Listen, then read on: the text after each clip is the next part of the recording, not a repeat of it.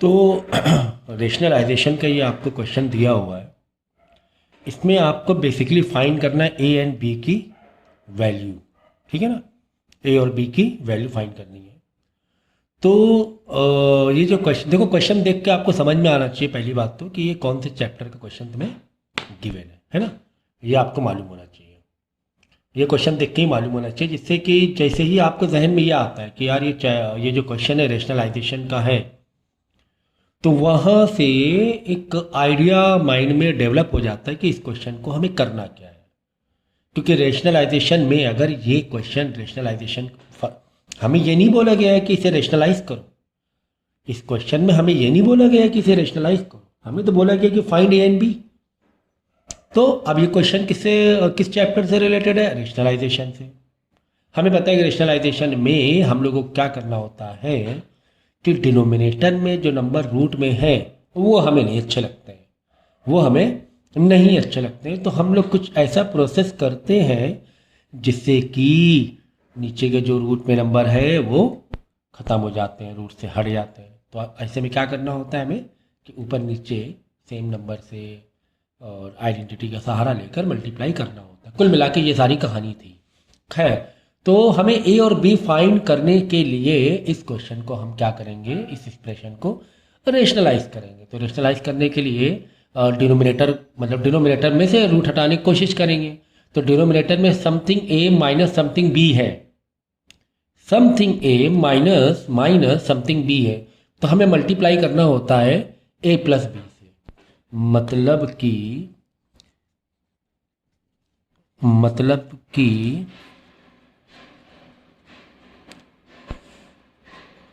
यह है।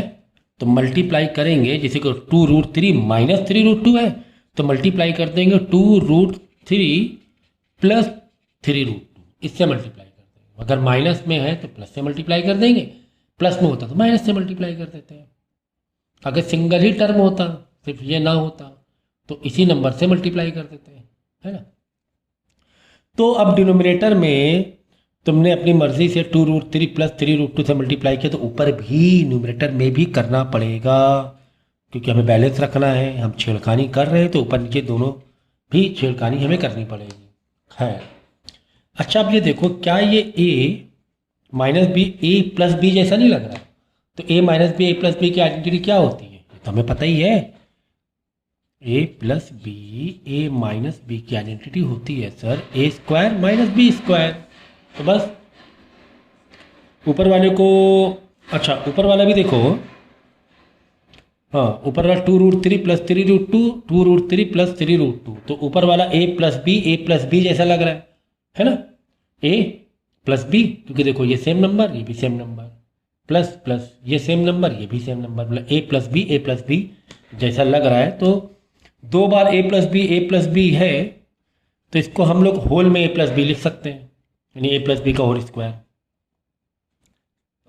चलो 2√3 प्लस 3√2 का होल स्क्वायर, क्योंकि दो बार है ना, दो बार है और बीच में क्या मल्टीप्लाई है, नीचे आ जाएगा ए प्लस माइनस बी ए प्लस बी, मतलब ए माइनस बी ए का स्क्वायर माइनस बी का स्क्वायर, मतलब कि 2√3 का होल स्क्वायर माइनस 3√2 का होल स्क्वायर। ठीक है, ए प्लस बी कैसे निकल रहा है अभी मैं बताऊंगा।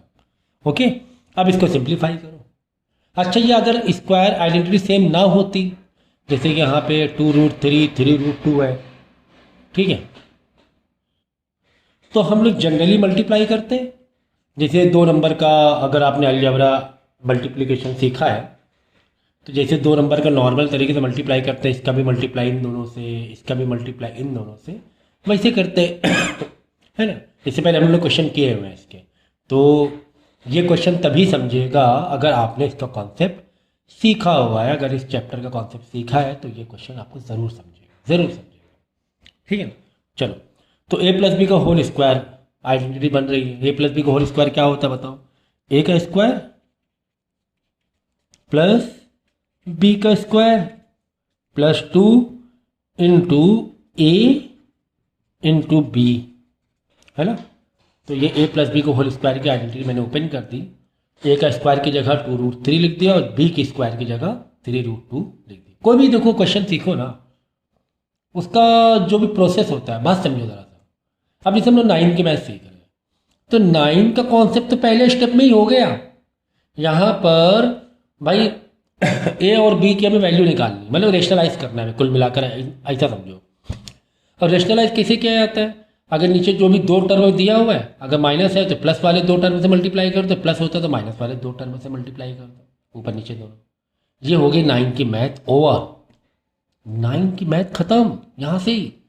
अब इसके आगे पुरानी मैथ चालू हो गई कि आपको मल्टीप्लाई आना चाहिए, कि आपको आइडेंटिटीज मालूम होना चाहिए, आपको रूट का मतलब मालूम होना चाहिए। ये अभी पुरानी मैथ स्टार्ट हो गई। आप सोचो इसी क्वेश्चन में कितनी सारी चीज़ें लग रही हैं, आइडेंटिटीज का भी फाउंडेशन लग गया, अभी रूट हम लोग ओपन करेंगे उसका फाउंडेशन लगेगा, है ना मल्टीप्लिकेशन का फाउंडेशन लगेगा। तो इस चीज़ को समझो आप कि अगर आपको 9 का ये वाला तो स्टेप समझ जाता है बच्चों को, फिर आगे के बच्चे दिक्कत करते हैं सिंप्लीफिकेशन में, तो फाउंडेशन आपको मजबूत करना पड़ेगा। आपको पूछना पड़ेगा सर ये प्रोसेस मुझे नहीं समझ में आ रहा, यहाँ तक तो समझा, 9 की मैथ मुझे समझी, मुझे सर बेसिक मैथ नहीं समझ में आ रही, बेसिक मैथ मुझे समझ में नहीं आ रही। तो ये आप पूछोगे तो मैथ का लेक्चर आपको दूंगा कि फाउंडेशन मजबूत करो, ठीक है। अब नीचे देखो, ए का स्क्वायर माइनस बी का मतलब 2√3 का होल स्क्वायर है ना, तो 2 का स्क्वायर 4 मल्टीप्लाई √3 का स्क्वायर, रूट से स्क्वायर कट जाता है तो 3 बचेगा, माइनस 3 का स्क्वायर तो 9 हुआ, और √2 का स्क्वायर ओनली 2 हुआ क्योंकि रूट कट जाएगा। एक्चुअली इसके आगे तो सिखाने की ज़रूरत ही नहीं होनी चाहिए, तरीका तो ये है, ज़रूरत ही नहीं होनी चाहिए, ये प्रोसेस बता दिया काफ़ी था, समझ रहे। तो ये चीज़ है। चलो सिंप्लीफाई करेंगे, ऊपर बाकी है 2 का स्क्वायर 4, √3 का स्क्वायर 3, प्लस 3 का स्क्वायर 9, √2 का स्क्वायर ओनली 2, प्लस आप देखो ये 2 × 2 4, 4 × 3 6, यहाँ के जो नंबर होते हैं ये मैंने देखो सिखाया हुआ है। अगर ये नहीं आ रहा है आपको कि सर ये रूट का हम कैसे डील कर रहे हैं मल्टीप्लाई, तो इसका भी लेक्चर मैंने बहुत अच्छे से इसको एक्सप्लेन किया हुआ है कि रूट के नंबर को कैसे हम लोग डील करते हैं, तो मुझसे मांग लेना, रोक देना यहीं पर। अगर ये नहीं समझ रहा मैं कैसे मल्टीप्लाई करूँ, बोला सर मुझे रूट का थोड़ा सा समझाइए, समझो मैं जो कह रहा हूँ ना उसको समझो आप। मैथ को हम ऐसे नहीं डील कर सकते कि आप इसको एक्सप्लेन, इस क्वेश्चन में इसको एक्सप्लेन करने बैठ जाएंगे तो फिर वो गलत तरीका हो जाएगा। आपको इसका फाउंडेशन, इसका बेस मांगना चाहिए मुझसे, ठीक है। तो 2 to the 4, 4 3 the 12, फिर √3 और √2 बचा ना, √3 × √2 रूट का 6, है ना, अपॉन नीचे 4 3 the 12 माइनस 9 × 2 18, ठीक है ना। तो 12 माइनस 18 माइनस का 6 होगा, ओके। अभी इक्वल टू ये वाला चल रहा है पार्ट, है ना, ये वाला पार्ट चल रहा है, इसी से कंपैरिजन होगा a + b √6, हमें a और b की वैल्यू निकालनी ना, तो ये हो गया 12 + 9 × 18 plus 12 √6 minus 6 is equal to a + b √6। 12 + 18 30 plus 12 √6 upon -6 is equal to a + b √6, okay okay. चलो अब ये देखो 30 डिवाइड बाई 6, क्योंकि ऊपर दो टर्म है, जब ऊपर दो टर्म होते हैं ना तो डिनोमिनेटर दोनों का अलग अलग होता है। कैसे देखो 30 - 6 अलग कर दिया, प्लस 12 √6 नीचे -6 अलग कर दिया, है ना। भाई डिनोमिनेटर कॉमन तो वापस एक नहीं कर देते हम लोग, ऐसे करते हैं फ्रैक्शन में कि डिनोमिनेटर कॉमन है तो वापस एक में लिख दिया, अब वापस अगर एक में है तो वापस अलग कर दिया। क्या ही जा रहा है, क्यों अलग किया बता रहा हूं मैं।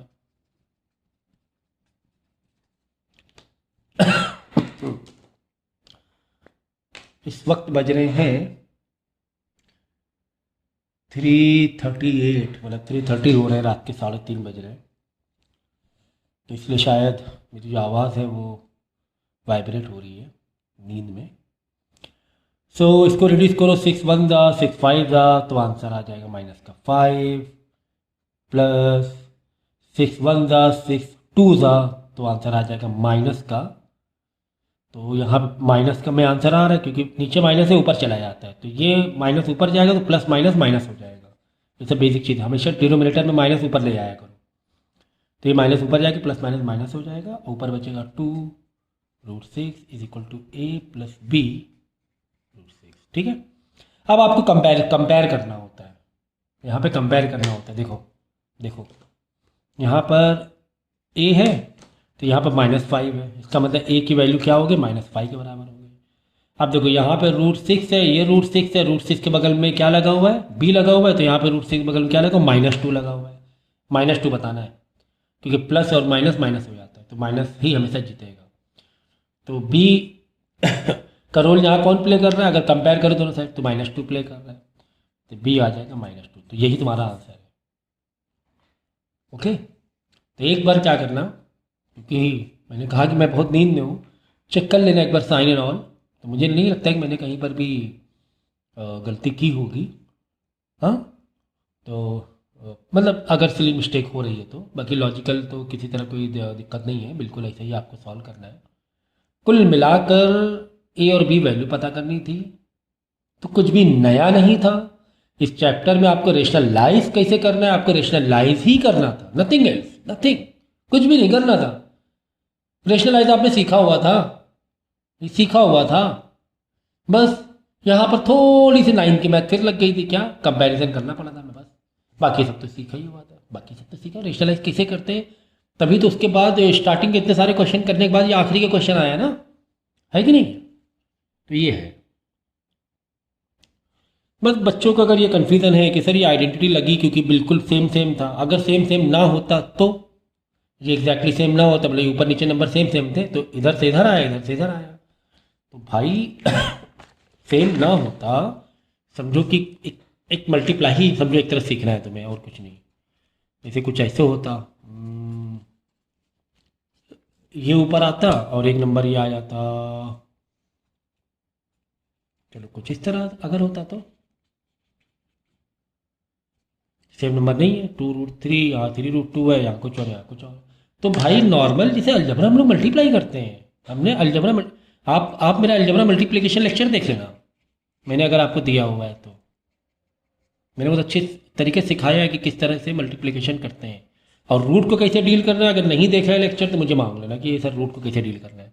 तो कुल मिलाकर इस 2√3 का मल्टीप्लाई भी इन दोनों से करना है एंड इस 3√2 का मल्टीप्लाई भी इन दोनों से करना है। तो 2√3, क्योंकि इसमें आइडेंटिटी नहीं लग रही कि होल स्क्वायर कर दो आप, क्योंकि नंबर अलग अलग है। आइडेंटिटी कब लगती है, जब बिल्कुल सेम टू सेम नंबर हो, सेम टू सेम नंबर हो, यहाँ पर भी सेम हो, यहाँ पर भी सेम हो। तो 2√3 का मल्टीप्लाई भी 3√2 प्लस 3√3 से होगा, प्लस फिर ये देखो 3√2 पर इसका मल्टीप्लाई भी इन दोनों से होगा, इसका मल्टीप्लाई भी। ये सब नहीं आता है तो भूल जाओ भाई कि 9 के मैथ तुम नहीं मतलब कर भी पाओ, मुश्किल ही है, क्योंकि ये सब चीज़ें आपको मालूम ही होनी चाहिए, फाउंडेशन मालूम होना चाहिए। कितना भी तुम 9 के मैथ सीखो, अगर फाउंडेशन नहीं पता है, बेसिक फाउंडेशन 7 और 8 क्लास का, तो भूल जाओ कि 9 के मैथ तो तुम सिंप्लीफाई एक स्टेप कर लोगे, आगे सिंप्लीफाई नहीं कर पाओगे। अब बस इसको इन दोनों से मल्टीप्लाई करना है, इसको इन दोनों से मल्टीप्लाई करना है, यही तो था। इसको भी इन दोनों से मल्टीप्लाई, इसको भी इन दोनों से। तो पहले नंबर का नंबर से मल्टीप्लाई होता है, 2 3 6, फिर √3 × √2 और 3 2 6 √6, फिर आगे क्या है, प्लस है 2 3 6, फिर अंदर अंदर √3 × √3 ओनली 3 हो जाएगा, क्योंकि √3 × √3 √9, 9 3 बन के बाहर आ जाएगा। ठीक है, तो मैं फिर से कह रहा हूँ, अगर रूट को डील नहीं कर पा रहे तो मुझे बता देना, तो मैं इसका लेक्चर भेज दूंगा। फिर प्लस 3 × 3 9, √2 × √2 ओनली 2 बचेगा, क्योंकि √2 से रूट कैंसिल हो जाएगा, प्लस 3 × 3 9, √2 × √3, फिर √6 आएगा, क्योंकि सेम नंबर नहीं कि रूट हटे, √6 में बैठेगा, वो लॉक हो जाएगा। सॉरी, तो ये 6 प्लस 6 3 18 प्लस 9 2 18 प्लस 9 √6, 18 कितना हुआ, 36 हो गया प्लस का। देखो यहाँ पे कहानी है बहुत प्यारी सी कि 6√6 प्लस 9 √6 सेम है ना। अगर ये रूट के नंबर सेम होते तो आपस में नंबर क्या हो जाता है, प्लस हो जाते हैं, नहीं तो प्लस नहीं होता। तो 6 + 9 15 √6 आ जाएगा, क्या आ जाएगा, 6 + 9 15 √6। समझे, जैसे कि 3x + 2x क्या हो जाएगा, 5x हो जाएगा ना। लेकिन 3x + 2y क्या 5y हो पाएगा, 5xy हो पाएगा नहीं, ये आपस में प्लस होगा ही नहीं, क्योंकि वेरिएबल अलग अलग है। ठीक इसी तरीके से जैसे 3√3 प्लस 2√3 तो प्लस हो जाएगा 5√3, लेकिन 3√3 और प्लस 2 समथिंग एल्स है इन √2 है, समझो √2 है, तो ये आपस में प्लस नहीं हो पाएंगे। तो इसका मैंने बहुत अच्छे से एक लेक्चर बनाया हुआ है, तो if you really need it तो you can ask me. So this is the way you can deal the rationalisation. Okay, अब ये देखो, जैसे कि रेशनलाइज में इस टाइप के क्वेश्चन आते हैं कि x something in root root, y something in root root. Okay, अब तुम्हें फाइंड करना x square minus y square. तो क्या ही जा रहा है भाई आपका इसमें, भाई एक्स स्क्वायर मतलब इस पूरे का स्क्वायर निकाल लो, वाई स्क्वायर मतलब इस पूरे का स्क्वायर निकाल लो, बाद में कंपोज कर दो, एक्स स्क्वायर की जगह एक्स स्क्वायर की वैल्यू लिख दो माइनस वाई स्क्वायर देगा। मतलब रेशनलाइज ही तो करना है, रेशनलाइज तो मैं करा चुका हूँ, रेशनलाइज तो मैं करा चुका हूँ ना, आपको तो रेशनलाइज आता ही है, क्या ही दिक्कत है इसमें बताएं आप, है ना। अभी तो मैंने कराया इतने सारे क्वेश्चन का होल स्क्वायर है, क्योंकि भाई एक्स की वैल्यू ये, दिस इज योर एक्स का होल स्क्वायर, एक्स का होल स्क्वायर, तो एक्स का होल स्क्वायर क्या है, कुछ नहीं, ठीक है। तो होल एक्स का होल स्क्वायर का मतलब इसका भी स्क्वायर और डिनोमिनेटर का भी स्क्वायर, यही तो होता है। 2 प्लस √5 का भी स्क्वायर, 2 माइनस √5 का भी स्क्वायर, मतलब a प्लस बी का whole square, a minus b का होल स्क्वायर, ठीक है ना। अब a प्लस बी का होल स्क्वायर मैं यहाँ पे ओपन करो, मैंने एरो दिया है, ओके। फिर यहाँ पर हम लोग वाई स्क्वायर का अलग कर लेंगे, है ना, वैसे ही होना है। फिर मैं ये स्टेप बता दूंगा, वाई स्क्वायर आप कर लेना, दोनों का आजू बाजू लिख देना, दोनों के आंसर को बीच में माइनस लगा देना, बीच में क्या लगा देना, माइनस लगा देना। तो a प्लस बी का होल स्क्वायर, क्योंकि ओवरऑल स्क्वायर है, मतलब न्यूमिनेटर का भी स्क्वायर और डिनोमिनेटर का भी स्क्वायर, तो पहले ऊपर का स्क्वायर a प्लस बी जैसा नहीं लग रहा है, हाँ लग रहा है। तो a का स्क्वायर प्लस b का स्क्वायर प्लस 2ab, भाई 2a के रोल प्ले कर रहा है, √5 b का रोल प्ले कर रहा है, ठीक है ना।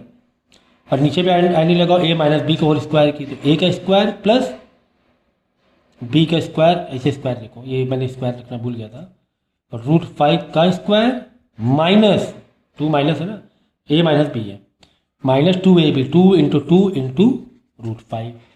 अब क्या भाई इतनी छोटी छोटी चीज़ें मुझे बतानी पड़ेगी क्या, कि 2 का स्क्वायर, अब मैं ये स्टेप यहाँ पे ऐसे कंटिन्यू कर रहा हूँ, 4 होता है, √5 का स्क्वायर 5 होता है, प्लस 2 इंटू 2 4, 4 √5 लिखना है यहाँ पर, है ना। 2 का स्क्वायर 4 होता है, प्लस √5 का स्क्वायर 5 होता है, माइनस 2 टू द 4 √5 लिखना है यहाँ पर। ये सब बताने की ज़रूरत है क्या, नहीं, ये तो बेसिक चीज़ है। तो कुल मिला के 4 प्लस 5 9 प्लस 4 √5, 4 प्लस 5 9 माइनस 4 √5। काम खत्म हो गया क्या, नहीं। मकसद क्या है, मकसद है इसको रेशनलाइज करना, मकसद क्या है, मकसद है इसको रेशनलाइज करना। अब क्या करना है, नीचे समथिंग माइनस में है दो टर्म, तो प्लस वाले से मल्टीप्लाई कर देते हैं, ये तो मैंने सब सिखाया ही हुआ है आपको, है ना। अगर 9 माइनस 4 √5 तो 9 प्लस √5 4 √5 से मल्टीप्लाई ऊपर नीचे कर देंगे। अब इसके आगे कहानी आपको मालूम होना चाहिए कैसे सिंप्लीफाई करना, अभी मैंने जस्ट बताया है आपको। इसको सिंप्लीफाई करके एक आंसर लिया ना, फिर माइनस वाई स्क्वायर रह गया, तो अब इसको भी यहाँ फ्रेम करना, 2 माइनस √5 2 प्लस √5 का होल स्क्वायर। देखो नंबर सेम सेम लग रहे थे, तो जो नीचे का आंसर था वही ऊपर का आएगा, है ना। 2 माइनस √5 का आंसर जो नीचे आ रहा था, क्योंकि इस वाले में नीचे 2 माइनस √5 दिया, इस वाले में ऊपर 2 माइनस √5, तो पूरा अलग करने की ज़रूरत ही नहीं है, तुम्हें आंसर पता ही है कि ये वाला आंसर था माइनस वाले का, ये आंसर था ना 9 माइनस 4 √5। थोड़ा इसे दिमाग लगाने का यहाँ पर ऊपर 2 प्लस √5 है, यहाँ पे नीचे 2 प्लस √5 है, तो 2 प्लस √5 का आंसर ये है ना, ये वाला, तो ये वाला है ना, नीचे लिख दो 9 प्लस 4 √5। तो इसका आंसर आ रहा था 9 प्लस 4 √5 अपॉन 9 माइनस 4 √5, इसका आंसर आ रहा है 9 माइनस 4 √5 अपॉन 9 प्लस 4 √5। चाहो तो पहले दोनों का माइनस भी कर सकते हो, फिर लास्ट में तुम रेशनलाइज करो, हाँ पहले माइनस कर लो, चलो पहले अभी रेशनलाइज मत करो, ये वाला अभी छोड़ दो, पहले इन दोनों का माइनस कर लें, x square minus y square, बाद में रेशनलाइज कर लेंगे, है ना। तो हमें क्या करना है, x square minus y square करना है ना। तो एक्स स्क्वायर के नीचे एक्स स्क्वायर का टर्म, जो भी आंसर आया है, माइनस माइनस कभी भी किया जाता है, इसे ब्रैकेट डाला जाता है आगे वाला, ये याद रखना। माइनस वाई मतलब वाई का ये आया था आंसर, वाई स्क्वायर का। एक्स स्क्वायर का ही आंसर है, वापस स्क्वायर ना मार देना भाई, एक्स स्क्वायर कर चुके हैं हम लोग, एक्स स्क्वायर का ही आंसर है, दोबारा ना मार देना स्क्वायर। तो 9 माइनस 4 रूट 5, 9 प्लस 4 रूट 5, सही है। अब इसको ओपन करो, यहाँ ओपन करेंगे,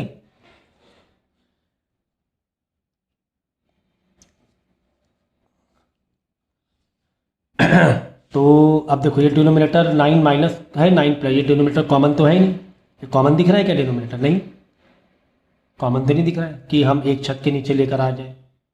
तो इसको एक छत के नीचे नहीं ला सकते हो, नहीं ला पाओगे ना, एक डिनोमिनेटर के नीचे कैसे आएगा, क्योंकि डिनोमिनेटर क्या है, अलग अलग है, डिनोमिनेटर क्या है, अलग अलग। तो डिनोमिनेटर कॉमन करने के लिए हम लोग क्या करेंगे, इस वाले डिनोमिनेटर से इधर ऊपर नीचे मल्टीप्लाई कर देंगे, इस वाले डिनोमिनेटर इधर ऊपर नीचे मल्टीप्लाई कर देंगे, तो डिनोमिनेटर हो जाए कॉमन।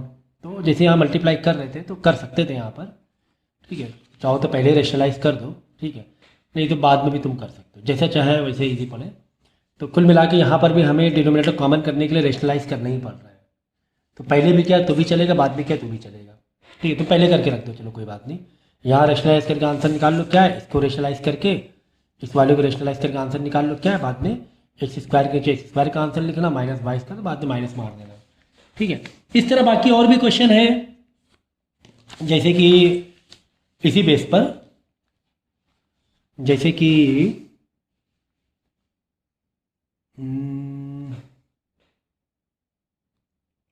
जैसे x की वैल्यू दी हुई है 1 माइनस रूट 2, कह रहा क्या निकालो, x माइनस 1 अपॉन एक्स का क्यूब निकालो, क्यूब, ठीक है ना। तो क्या करना, पहले x minus 1 upon x cube की आइडेंटिटी ओपन करना, आइडेंटिटी ओपन कर दी, फिर जहाँ पे एक्स एक्स दिखाई दे वहाँ पे 1 माइनस रूट 2 डाल देना, जहाँ जहाँ एक्स दिखाई दे वहाँ क्या डाल देना, 1 माइनस रूट 2, और सिंप्लीफाई करना है, रेशनलाइज करना है, सिंप्लीफाई करना है, रेशनलाइज करना है, सिंप्लीफाई। तो खैर इतने बड़ा आंसर, इतने बड़े तो नहीं आते हैं, हाँ यहाँ तक तो आता है, ये जो इससे पहले मैंने कराया था, ये वाले तक तो आते हैं, इतने बड़े नहीं आते, बस ये वाला तक तो आ भी सकता है।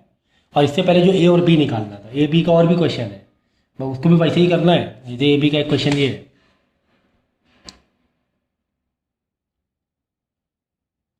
जैसे क्वेश्चन दिया हुआ है 3 upon root 3 minus root 2 is equal to a root 3 minus b root 2। तो क्या करना है, इसको सिंप्लीफाई करो, रेशनलाइज करो, तो बाद में क्या आ जाएगा, समथिंग ऐसे करके आ जाएगा रूट 3, मतलब एक बताने के लिए, मुझे आंसर पता नहीं ना, अगर इसको सिंप्लीफाई करो, समझो ऐसा आ गया, समझो प्लस 4 रूट 2, कुछ ऐसा करके एक पैटर्न ऐसा आ जाएगा।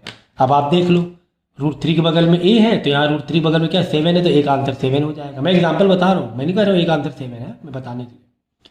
यहाँ पे रूट 2 के बाजू में बी है, यहाँ रूट 2 के बाजू में 4 है, लेकिन माइनस बी है और प्लस का 4 है, तो साइन पलटे हुए हैं, तो प्लस 4 की जगह आंसर माइनस 4 दे देना। कभी भी साइन सेम ना है तो आंसर में भी साइन पलट दो, तो रूट 2 में यहाँ बी, यहाँ रूट 2 में 4 है, लेकिन यहाँ माइनस है प्लस है, तो आंसर क्या आ जाएगा, -4। तो ऐसे पैटर्न को कॉपी कर लेना, इससे पहले जो मैंने क्वेश्चन कराया था ए और बी वाला, बिल्कुल वैसा ही है। तो बार बार सेम सिंप्लीफिकेशन कराने का कोई मतलब नहीं है ना उस चीज़ का, इतना तो लॉजिक आपको मालूम होगा कैसे मल्टीप्लाई करना है, कैसे रेशनल, क्योंकि इससे पहले भी लेक्चर रेशनलाइज का मैंने दिया हुआ है, उसको मजबूत करो, बाद में डाउट वाले लेक्चर देखो। हमेशा डाउट वाले लेक्चर, फाउंडेशन जो या जो बेसिक जो मेन जो एक्सप्लेनेशन वाले लेक्चर होता है जो फर्स्ट टाइम, पहले वो अच्छा मजबूत किया जाता है, उसके बाद ही डाउट वाले लेक्चर किए जाते हैं।